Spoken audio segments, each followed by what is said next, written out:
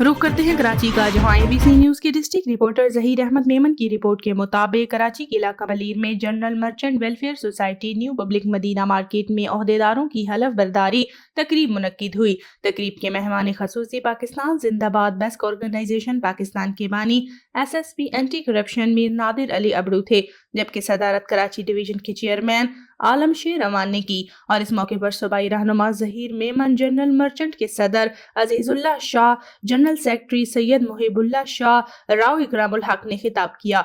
मेहमान खसूसी मीर नादिर अली अबड़ू और आलम शेर अमान ने ओहदेदारों से हलफ लिया। इस मौके पर उन्होंने ओहदेदारों को सिंध का रवायती तोहफा अजरक पहनाया। मीर नादिर अली अबड़ू ने खिताब करते हुए ताजरों को तलकीन की कि अपना कारोबार ईमानदाराना तरीके से करें और मजदूरों को उनका पसीना खुश्क होने से पहले उनकी मजदूरी अदा करें, जिससे आपके रोजगार में बरकत पैदा होगी।